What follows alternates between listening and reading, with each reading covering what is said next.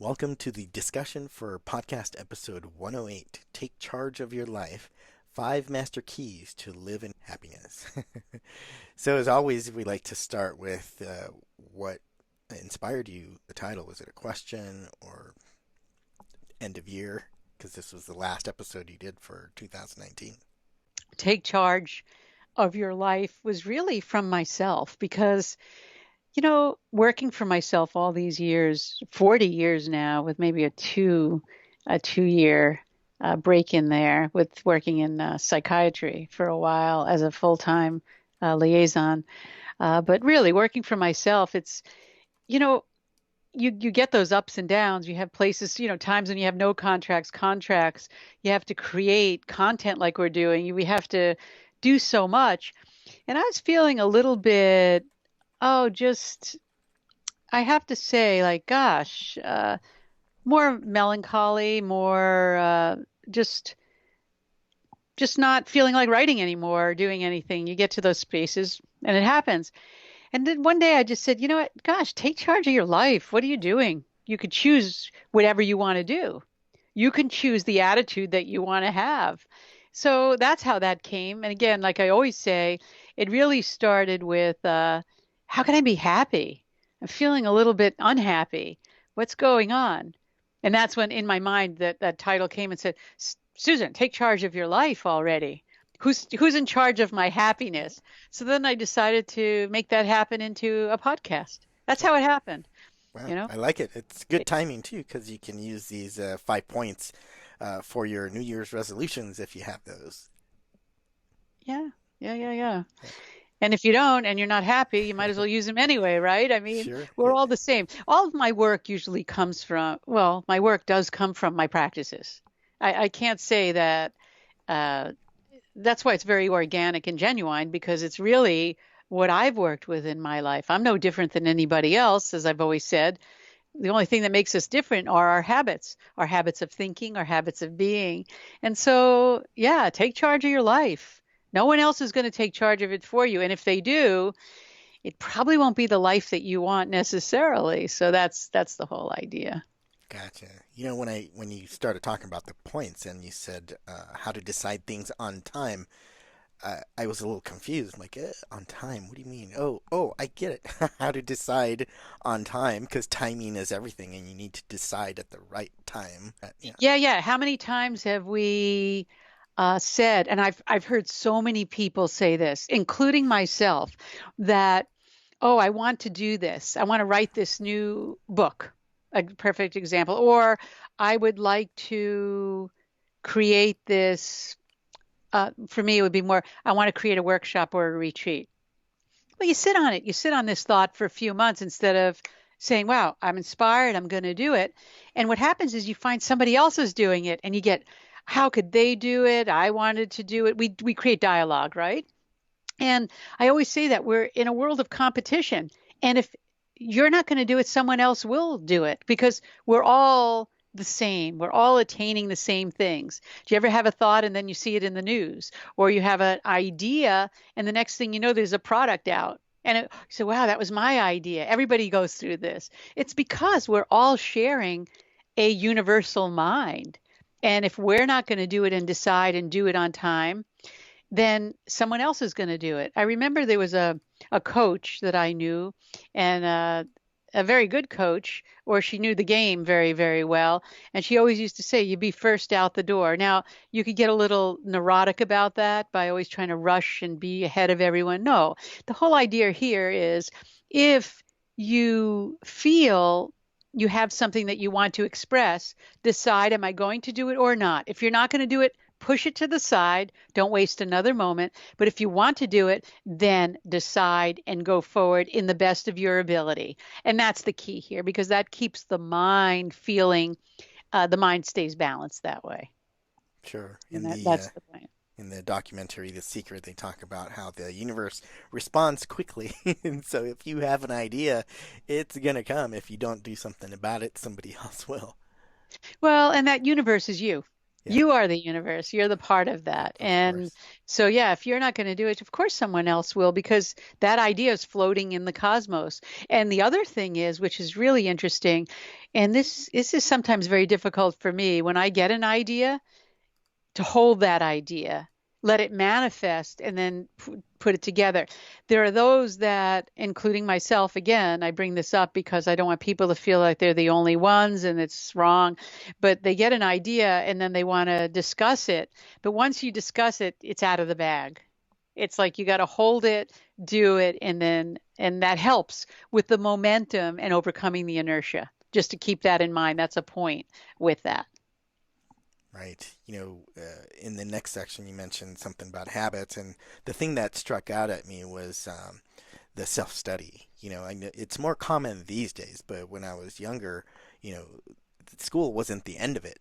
Like, I'm a voracious reader, as you know. I read one book a week most of the time, so that's like 50 to 100 books a year, just because I have this voracious appetite to continuously learn. And sometimes that's alien to folks. I'm like, why don't you want to keep learning? And so you listed it as one of the things that you need. Well, self study is to really work with your thought patterns. And you've heard me talk about the mind. Why do we do the things? What motivates us? A habit pattern is a conscious thought or action, and it repeats over and over and over again. And our thoughts are actually habit patterns. We have a certain way of thinking and a certain way of responding. So we create these grooves in our unconscious mind, and we get an unconscious habit. And we don't know why are we reacting the way we do. Our unconscious mind creates grooves that are much stronger than our conscious mind, and it's self-created. So what we do when we do self-study, we try to look at these habit patterns and what are the roots. And you heard me saying many times, when you're out in the garden and you see poison ivy, if you were to pull up, of course you should have gloves on, etc. I'm not telling you to go do this, but it's a vine and you could pull it up here, but the root is way over in another place. It's the same with these roots of our habits. And the self-study allows you to see how your actions are created. So self-study is the key. That's self-awareness. It's really working with the self. And I've talked about that over and over again. And that's what meditation, in the school of meditation, that's where we learn our deep-rooted habit patterns that exist. And that helps us root them up. There was something that I did, I believe I mentioned in that podcast with the English law. You remember hearing that when you're punished, you're not told, you're actually told, we're not punishing you, we're punishing you for your habits. You see, because we are not our habits. We're the user of our bodies, we're the user of our mind. So we create habits because everyone is a beautiful replica of being saintly. It's all these habit patterns that put the veils over that light that actually cause the differentiation that we see. One of the interesting things that came to my mind when I was listening to the podcast about the habits, and then you said something about learning to carry out the intention. So what popped in my mind was driving, because you drive to work or to the same place over and over and over. Yeah. It creates a deep groove, right? So uh, before sometimes you find yourself leaving, and then you automatically go to that groove. Oh, I'm not going to work. I created the intention to go somewhere else, and then you find yourself in that groove of driving to work instead of the other place that you had the intention of going to in the first place. So you have to shake yourself. Oh, shoot. There was too much mind chatter, and so the mind took over, or that habit took over, and you started driving automatically without thinking while you're thinking about something else. Or yeah, yeah, yeah. And that's a perfect example of how we want to go north, but we're heading south. Exactly. It's our habit patterns that we've created. And they could all be, I always say, don't change that habit pattern, just create a new one. It's much easier to create a new groove in the mind than to start filling in an old groove. And I always used to use the bicycle tire analogy. After it rains and you see those tires in the mud and they hardened over. And remember, when you go to ride, you can get pulled into that groove. It's hard to get out. That's the way the mind works. And so that's why we work with the mind in that way of working with the habits. Right. Yeah, and so the new habit, okay, sometimes my mind is just going to take me to that old habit of driving to work. So the new habit is when I need to create the new intentions to stay focused and breathe through it. That way I don't get distracted. Or keep the habit at work, but when you're going to work, be aware that you're going to work. Right. That's the difference instead of turning off, because when it becomes habitual, we don't pay attention to it anymore. Hmm. But if we pay attention to it while we have that habit, that's a useful habit to have a habit of going to work. Right. We That, want it, you it is to, pretty uh, useful. Yeah.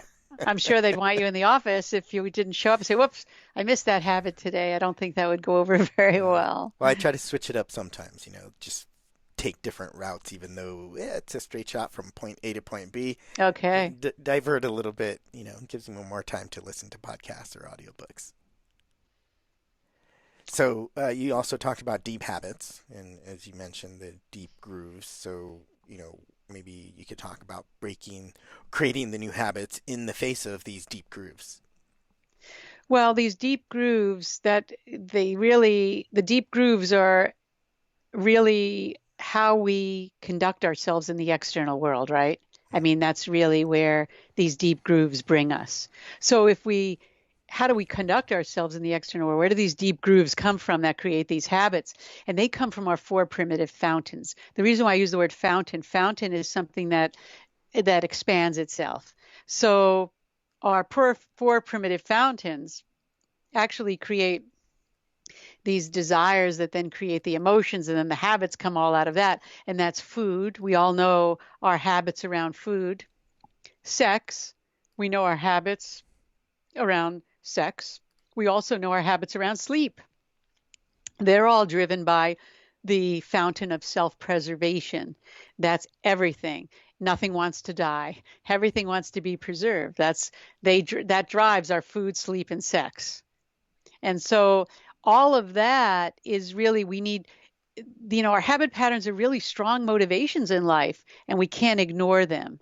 So we have to learn to study our habit patterns by understanding the four primitive fountains. And that's what I'm getting at, with our food, our sleep, self-preservation and sex. And that the self-preservation is a big one because fear comes from that urge of self-preservation. And I was just talking to someone the other day telling them the more we're distracted in our meditation or when we're trying to sit down, that those distractions come from a deep, deep rooted fear. And it's that self awareness, our self inquiry, our self study that allows us to go to that space and see where that root, what drives that root, what feeds that root. And that's what we meant by the first one when we talked about the the whole self study or self awareness. Right. And that's what really happens with that. So, that's just the way we want to be. So we have to really think about, living in the external world. And I think what was it, the third or the fourth one where I talked about the attitude? I don't Right, quite because it's re- very hard, apparently, sometimes yeah. to live in the external world. So you need a particular attitude. Yeah, I think that was the fourth one we talked about on the podcast, if I remember correctly. Um, Yeah, and then, I think when you said something about the renunciates, I'm like, wouldn't it be nice to renounce the world? Uh, oh, when yeah, yeah, when you yeah. read your quote, you said, your world does not have anything. It is not a Oh, good right. world. All things are fleeting, all things are changing, all things are momentary, and nothing makes you happy. Why are you in this world? Why do you not renounce? Like, okay, I'm driving to work, this deep groove of the habit, So which that's what the renunciates say, right? Right. How many of us have always said, I've always said, oh gosh, I just want to go to a cave and, go or just go plant myself somewhere and renounce everything. But meanwhile, I have such a burning desire to express and explore and to write and be a and part of the share, world right? and share. But what we do is the mind will create that attitude. Oh, I don't really need that. I don't want it because we want to flee. We want to escape our duties and responsibility, and that's why I brought that up here. You know, and what we really want to talk about is we really need to express and love our responsibilities and really do them with, that's the training, to really do them with equanimity, Right. instead of, oh gosh, I have to work. No, I love to work. I want to do it to serve. Once we get out of the illness, the I-ness I've mentioned many times, we go into the we-ness, like, what do we really want to do? And that's really having that attitude of gratitude, that attitude, we want to have a positive attitude. When we become attached to certain things, we expect all the time, but we're never fulfilled. We always expect our job to be a certain way, our spouse to be a certain way, our children to be a certain way, our animals to be a certain way. Everybody has to be the way we want, right? The I, me, mine, the ego wants all of that. We become miserable because, can I tell you, no one, we know this, no one is ever going to give you exactly what you want, because what you want right now is not what you want later. So we have to have an attitude that we don't, nothing in the world belongs to us. Sure. The habits of collecting things and buying Oh, things yeah, that yeah, you yeah, yeah, mentioned on yeah. the podcast, right? That's true. Like when you go into someone's house to visit, do you actually take things that you like and put them in your car? No, you go, you enjoy them, you express and how much you love them, but you walk away. And if we take an attitude, all the things are in the world, my teacher used to say this, all the things in the world are for you to use to work with yourself and to enjoy, to have prosperity, but they're not to keep. When people say, I was thinking, oh, I love my car, I love my house. No, no, no. That's an object. You don't need to put that emotion on. I don't want to tell people what to do, but love is, that's something that's a deeper emotion. To love a house, just have gratitude. It's wonderful being able to live and have the privilege to live in a house with a car, etc. But we want to put our attitude or our self into having that gratefulness, but really that unconditional love for ourselves and for others, for other human beings and other living creatures that really, really exist. And I'm only bringing that up because it comes up a lot. Wait, you have to love yourself first. You have to have that gratitude and love for yourself and that acknowledgement. And so, when we start collecting, that's when we start losing sight of really what really we lose. We don't take charge of our life when we're collecting things, because with collection shows me or shows anyone or shows yourself, we're collecting in order to feel whole. When you feel whole, you don't have to collect. You could have things and enjoy things, but you don't need to collect that this is mine. And the more we collect, the more we're insecure, actually. Right. So, And I think we talked about KonMari method for decluttering and getting rid of stuff. So that's become a more recent habit where, okay, now that yeah. I've gotten rid of everything, you're right. I don't need to collect new things because I want clear space. And you always talk about clearing space and making room for new things. So yeah, that really resonated. Yeah, what was really interesting when I did the research on that podcast that we did, I found that when I studied the great lives of people, if you really looked at them, and I had mentioned this in there, that they don't take what they don't need. It's that simplicity. It's the simplicity of life, of whatever you don't need. And I mean not only physical, but I'm talking about something that occurs with if somebody gives you something, a comment, for example, calls you an idiot or stupid or you're not good enough. I'm using these because I get calls like this. People don't, it's the same if somebody says, oh, you're beautiful, you're great, you're smart. All those, if we take them on, we're taking them. We don't need them. That's the point.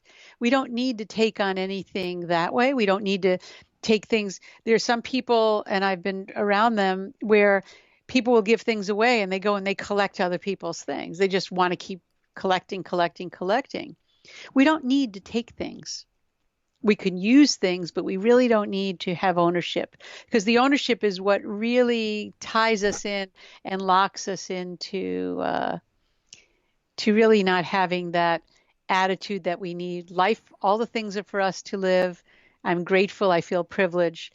But let me walk through life with, now they're using the word footprint, a very light footprint. Don't need to have a very heavy footprint in this life. There was an old story that the Buddha goes from door to door with his begging bowl, and the person who was in the home, of course, it was the woman, and she shouted at him, "You idiot! You're strong, healthy, handsome."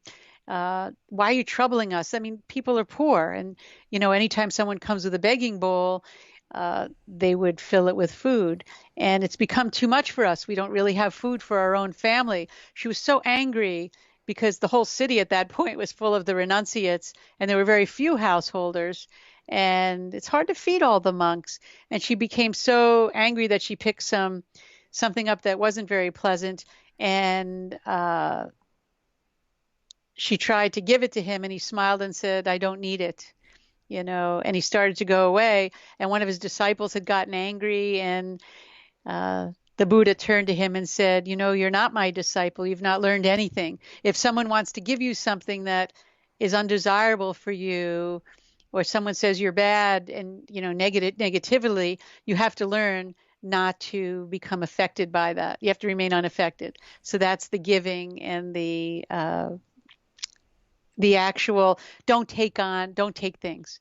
And when you're in the habit of taking, though, it's very easy to take suggestions. It's very easy also to take, it's more obvious to take something physical, a gift or something. But I'm not saying don't receive a gift, but what I'm talking about is really taking on negative debris for the mind. Take charge of your life, and don't even take on anything that your own mind might say, wow, you're not good enough, don't do this. Don't take it. That's the point. This goes to many levels, in more subtle levels. And we're always blasted by suggestions all the time.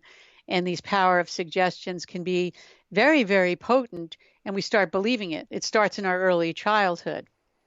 So you first have to have an attitude, to just tie up what you had said, with attitude being important. No matter what happens, I am not going to be disturbed. Yeah, And which is this way, easier said than done.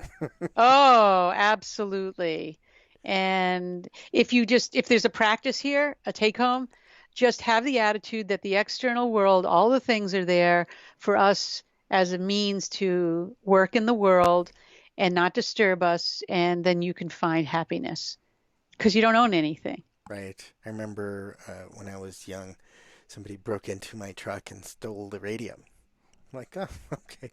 My roommate was really upset. I'm like, oh my God, how could that happen? I'm like, don't worry Right. about it. I wanted a new radio anyway, so it's time to go shopping. Yeah, I had that happen to me once where when I went down in the car, all the windows were shattered.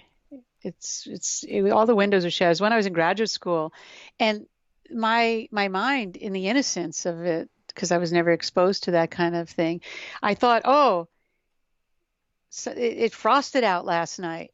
It didn't even dawn on me that it was spring and summer. Like really, it didn't dawn on me. And like you, I felt a little bit uneasy, but then you have to let all these things go. You always have to practice. It's all a practice. That's my point. And you might feel it, which I did, but you let it go. You let that go, and have that attitude. You had even a different attitude. I needed a new one. Well, I've seen you do that quite a bit, so you're a couple of steps ahead. Yeah, That's why you're happy, right? Where is happiness? absolutely. Yeah. So let me read this quote because I'd like you to talk about it, maybe break it down a little bit. So in the notes, I think it was in the podcast. So when your attitude toward the external world is that all things of the world are means and not disturbances, then you can find happiness. So maybe you could tell us what you meant by that.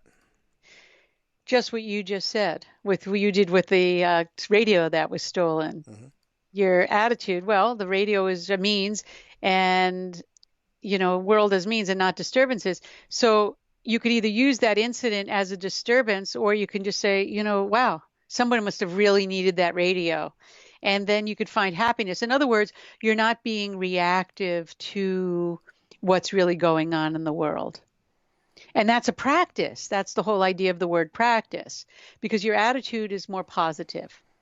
It's the person who sees the sun come up and never can really acknowledge it. Oh, well, it's here, but tomorrow it's not going to be here. Rather than, wow, let me have a few moments out in the sun while it's up.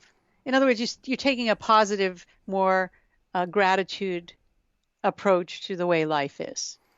I really That's what like I. your quote where you said, "If happiness were external, Americans would have it." And I Yeah, think because I've heard it a few times. Yeah, it makes perfect sense. and I didn't make that up. I had Right. heard it because we have so many things, we have so many privileges, most of us, and we could buy things, we can have things, we have cars, we have houses, we have apartments, whatever.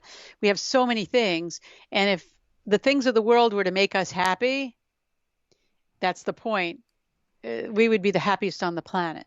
So that's what I meant by that. And the whole point of that is we spend our whole life wanting to have this and have that of these objects. And we're all talking about let's all go in because it all lies within ourselves. And we need to apply that concept to our life. So that's the practice, and that's what we do it for. Every one of us has the privilege to be calm and quiet and to really recognize each one of us lights our own lamp, but we could also see the light in each other. And I mean, it sounds a little, what's the word that I want to say? Uh, it sounds a little bit maybe funny, but we really need to learn to really acknowledge that within each other. It sounds a bit lofty. That's the word I was looking for. It sounds lofty. We have light in each other, but we really do. We all have that inspiration and that light to be with each other. You ever notice when you, even with somebody, and I know I ride my bike a lot, and when I'm riding, I'll just sometimes even wave to another person, and everybody lightens up because it's really about that ability to really have happiness. If we're not calm and quiet, we won't be able to see that light in others. Well, that's the old saying, no matter what religion, be still and know that I am God.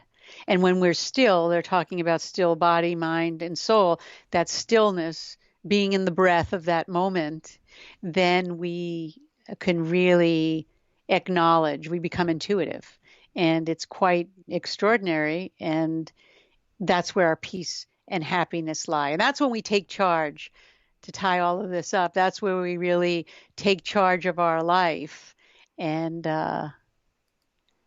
when we can really incorporate, and I just put the list together of deciding things on time, study your own habit patterns, the self-study, connect to the outside world, but understand that that's how are we connecting and conducting ourselves, and attitudes and happiness. The major take home is learn to do your inner journey, that inner journey at the meditation school. I'm Right. using that word because I like it, but coming into the journey that goes within, learning the practice of stillness and through meditation is what is really the key to taking charge of your life, because all the answers for you, each person's different, all the answers for you and how you're going to have that life of freedom and fulfillment will come forward.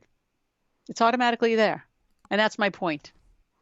Yeah, and I like when you said when you recognize this, you return to radiance, which you talk about returning to radiance or resilience all the time. Right. And Return to Radiance is my new book that'll be coming out within a couple of months. So that's where I get that from. And that's that stillness, so that that light of your being, that place of energy and vitality comes forward. Great. And as always, do your research is how you ended that one, Yeah. which we had talked about in one of the other discussions. I think secrets of a yoga scientist. So Oh, all of them, I always say. I started picking that up because the people would write in and say to me, I love that you say do your research. And I said, well, isn't that self-inquiry? Do right. your own inner research as the yoga scientist. Absolutely.